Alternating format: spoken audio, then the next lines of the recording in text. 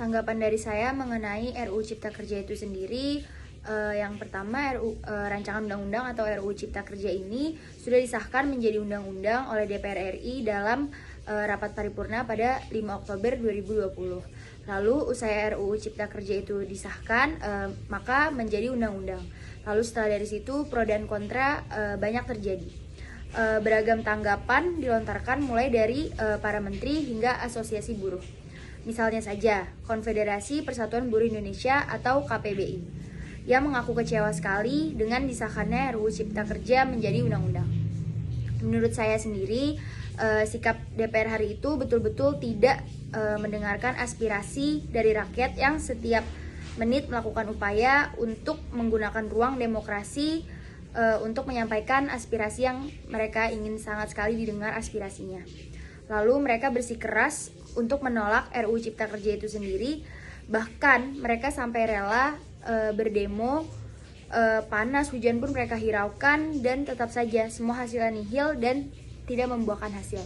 Menurut saya sendiri, seharusnya pemerintah lebih mendengarkan upaya yang masyarakat sampaikan, lalu lebih mengatasi, lebih memberi solusi untuk masyarakat itu sendiri. Kehadiran UU Cipta Kerja akan sangat mengerikan, sebab UU ini akan memberikan ruang yang sangat panjang untuk mengeksploitasi rakyat dan alam.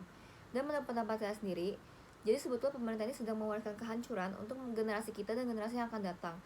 Jadi pemerintah mewariskan bukan kebaikan, tetapi kehancuran untuk rakyat sendiri per hari itu. Dan menurut saya, mengapa banyak sekali buruh atau serikat kerja yang menolak rancangan tersebut? Karena kekhawatiran para serikat kerja pun cukup beralasan.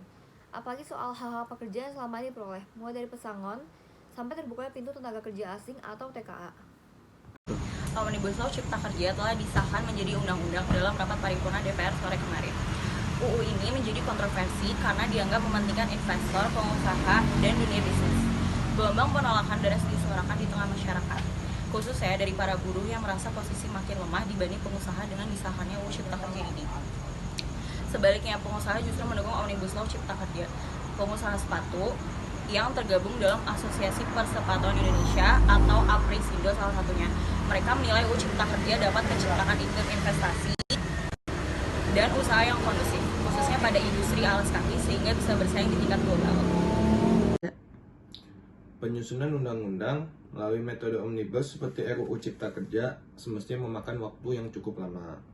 Pasalnya, penyusunan RUU Cipta Kerja perlu melibatkan banyak pemangku kepentingan karena banyaknya ketentuan undang-undang yang diubah.